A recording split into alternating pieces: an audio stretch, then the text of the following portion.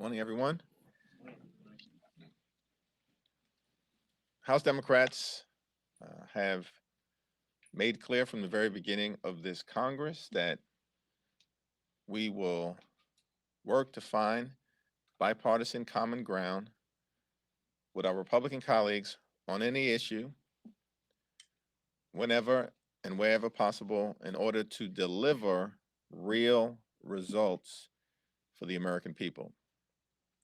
Once again, this week we stepped up to get legislation over the finish line connected to the child tax credit and the low-income housing tax credit, as well as disaster relief that will make a difference for hardworking American families. Once again, more Democrats than Republicans supported legislation on the floor of the House that is designed to deliver real results and make life better for the American people. At the same period of time, we've also made clear that we will push back against Republican extremism whenever necessary. This week, we continue to see performative politics and political stunts from our Republican colleagues. There are a whole host of issues that we could be working on together. The economy, affordable housing, public safety, national security, the challenges at the border. Extreme MAGA Republicans have chosen to spend the week focused on Secretary Mayorkas and Taylor Swift. That's their agenda. It's performative politics. Marjorie Taylor Greene, who's one of the ringleaders of the extreme MAGA Republicans, is on the floor right now.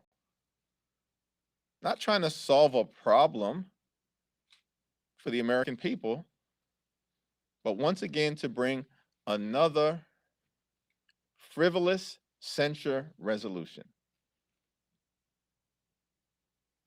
designed to inflame and castigate and further divide us.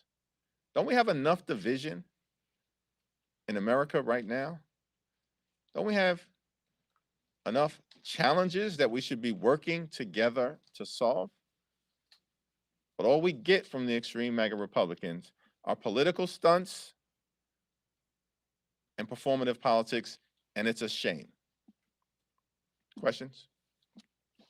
Mr. Leader, the Senate is obviously still negotiating the supplemental package, which would include border funding in Ukraine and Israel. But Speaker Johnson seems to be not interested in whatever they deliver before the text is even revealed. This despite the fact that there does appear to be enough both Republicans and Democrats to pass the legislation if it were to make it to the House. Have you and your colleagues discussed any effort to try and bring this legislation to the floor outside of the Speaker, a discharge petition, something along those lines? And how urgent do you think this need is? And then secondarily, if it emerges in a situation where the border package is something that Speaker Johnson just won't move on, do you believe that that should be separate from Ukraine and Israel in a separate package? Well, there are three steps to this process. First, we need to evaluate what comes out of the Senate, if indeed an agreement is reached, have a family discussion about the best way to proceed if there is legislation before us sent over from the United States Senate, and third, enter into a course of action designed to make sure we are delivering real results and solving problems for the American people, as opposed to playing partisan political games. For months, the American people were lectured by the extreme MAGA Republicans about the need to deal with some of the challenges at the border.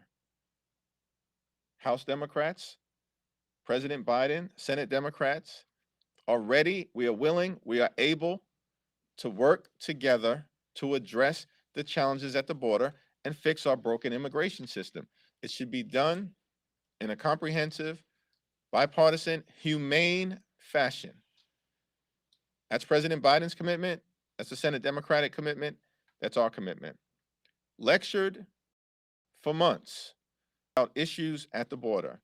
National security funding held up by extreme MAGA Republicans who tied funding for Ukraine, and that's a war that's all about democracy and freedom on the one hand, autocracy and tyranny on the other. And we as Americans always stand on the side of democracy and freedom, held up Ukraine funding because of the border, and now they're against the legislative effort that they themselves were apparently for months ago. Why? Because the extreme MAGA Republicans who have taken over the Republican Party are not concerned with solving problems. They are not concerned with making life better for the American people, and they certainly are not concerned with delivering real results. And that's a shame. It's a shame. Would you be open to separating them though, sir, if it comes to that? It's a conversation that we'll have to have as part of a family discussion, and we'll cross that bridge when we get to it. Just to follow up kind of on what he asked, would you consider trying to get around Speaker Johnson if he doesn't bring it up to the floor? Would you consider trying to work on something like a distractions petition? We have to evaluate the substance of the legislation before we decide the best procedural course of action. Can I ask you about SALT for a second? You Republicans tried to get that provision in the tax bill. It wasn't in there. Number one, do you think the path forward that was proposed in rules today is something you're in favor of? And number two, it's obviously a big issue in New York with that special election coming up in a couple of weeks. Do you think it was a failure that New York Republicans couldn't get that in and think that will help Democrats in Thomas? Republicans overall have failed on the question of the state and local tax deduction.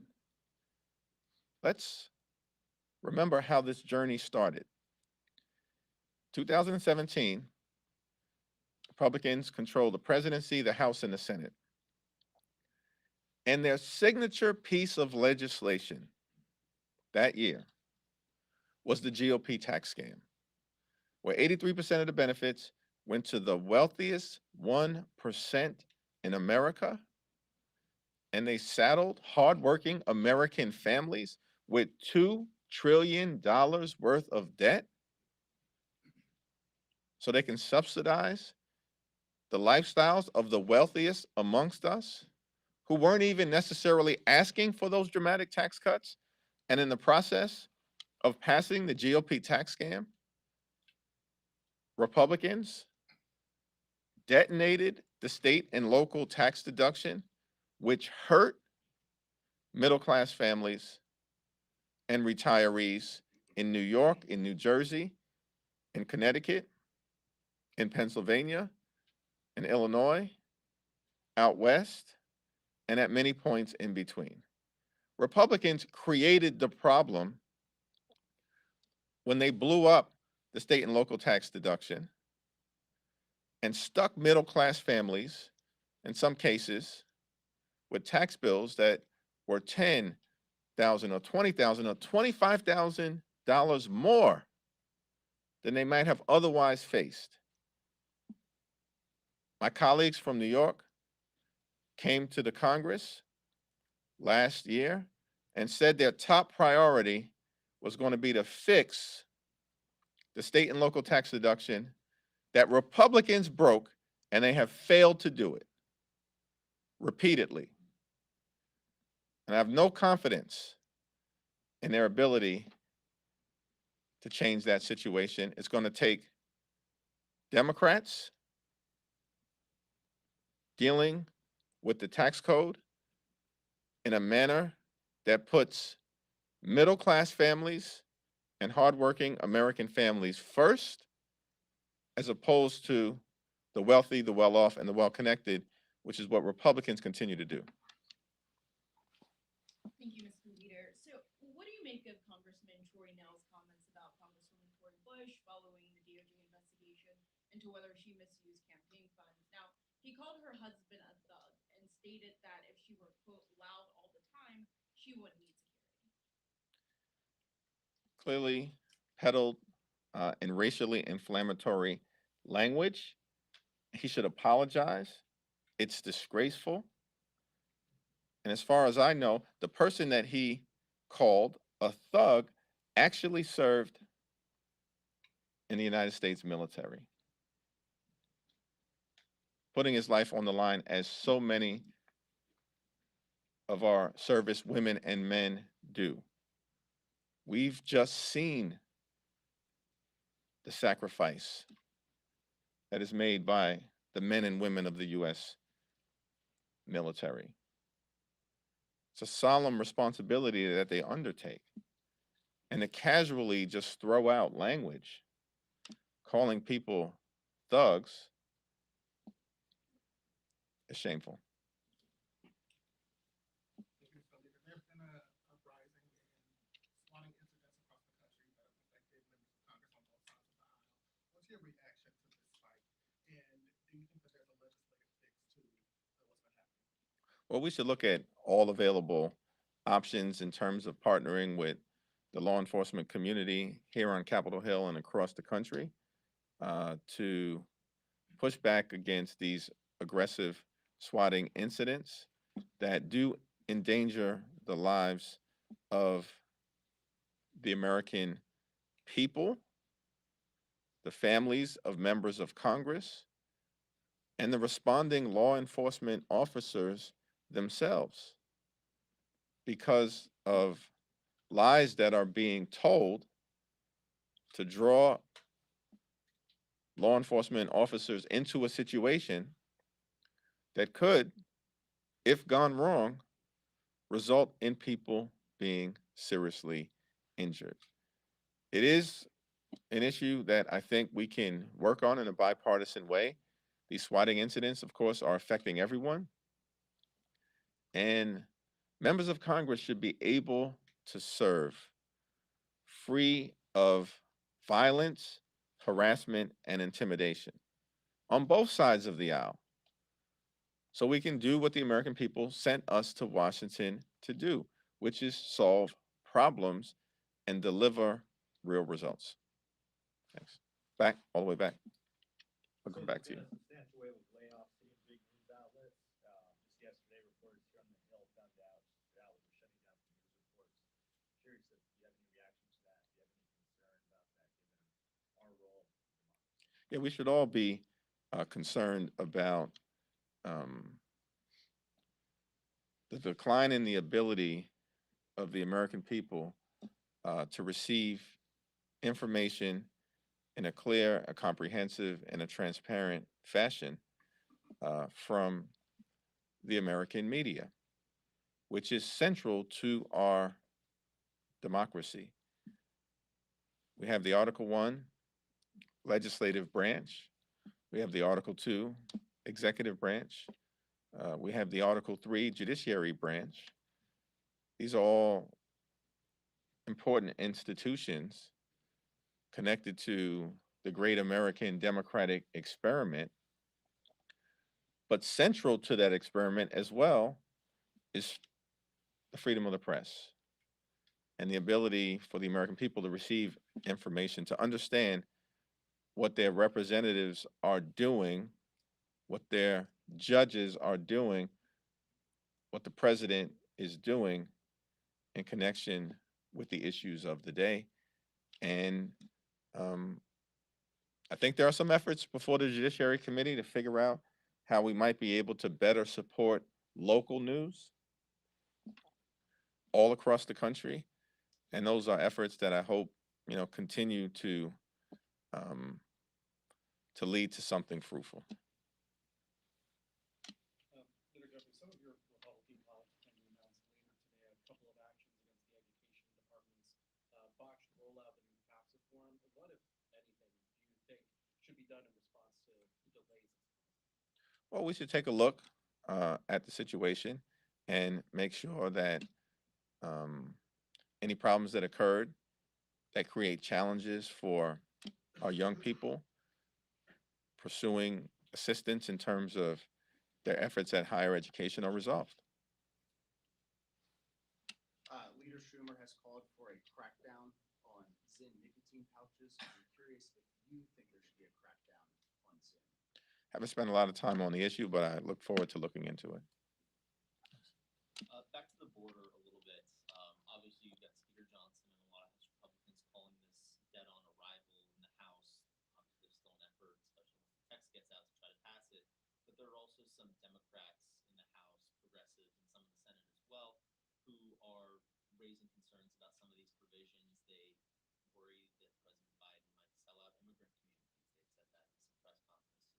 What's your message to those folks and their concerns on this topic?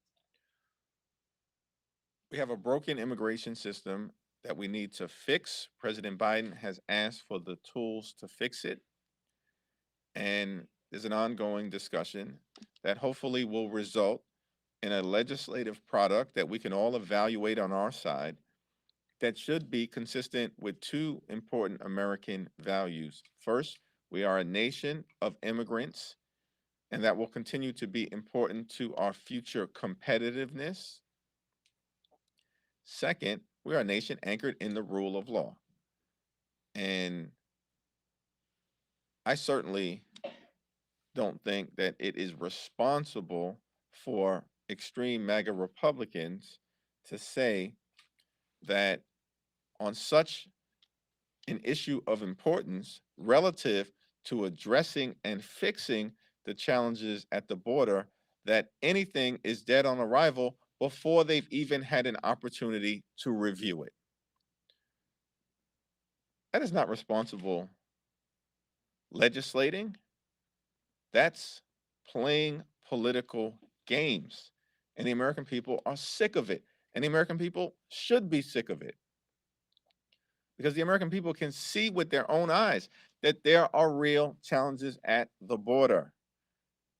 And we should be working together to solve those challenges, not play political games. Last fall, Democrats had a censure resolution introduced against Marjorie Taylor Greene. In light of today's news, do you plan on bringing that back? We haven't had that discussion yet. Thanks. I'll stay over here. In light of last night with the vote on the tax bill and in light of some other recent votes, it appears the role of the House minority has changed. The way that the House has become more synody than the Senate, given the most substantive bills coming to the floor now require 2/3. In the past, the House minorities kind of typically played the role of the Washington Generals versus the Harlem Globetrotters. What changes have you made or have changed in your job since this has become a government by suspension calendar over here? Well, it's been clear to us from the very beginning of this Congress that if we're going to deliver real results for the American people, it's going to require Democrats being willing to continue to exercise common sense and find bipartisan common ground in order to solve problems and deliver real results.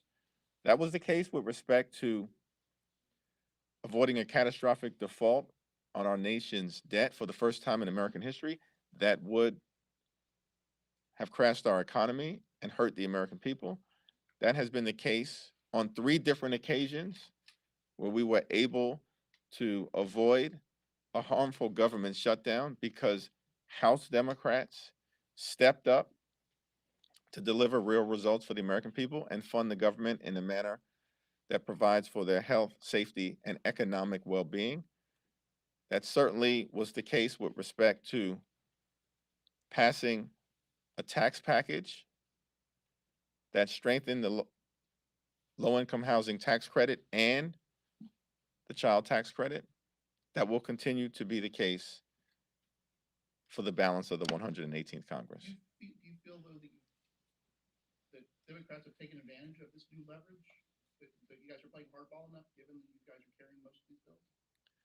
Every single bill that we've been able to pass has been done in a way that is consistent with our values based on a standard of evaluation that is connected to making life better for the American people.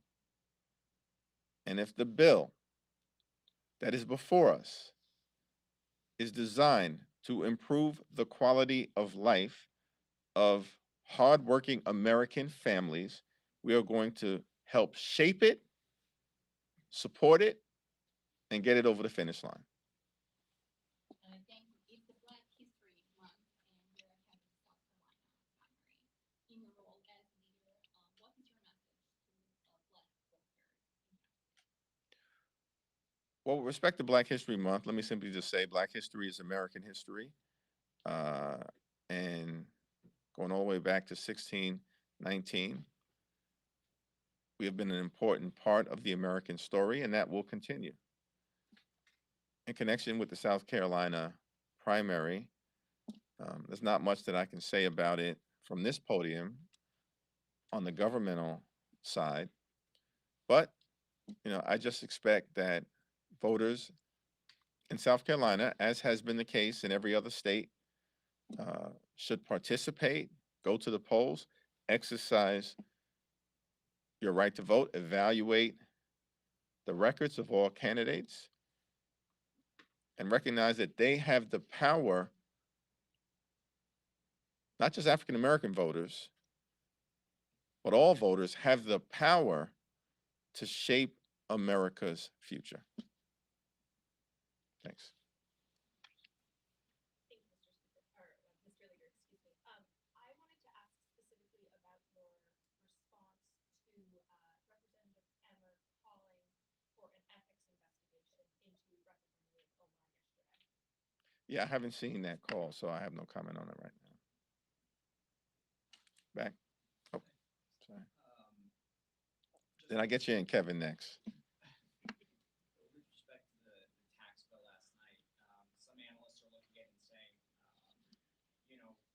change is good for now, but we're going to be dealing with this again pretty soon in 2025. I know that's a long way down the road, but if you just look forward a little bit, what does the bipartisan nature of the bill, as you mentioned, the Democratic support for the bill, and the room for work there, tell you about kind of the pending things that Congress has to address sooner than later? Well, from our point of view, it is clear that we need to go further with respect to the child tax credit. In 2021, under the leadership of President Biden, Speaker Pelosi, Leader Schumer, Democrats in the House and the Senate were able to pass a transformational child tax credit that benefited middle-class families, working families, and low-income families all at the same time in a tremendous and decisive way.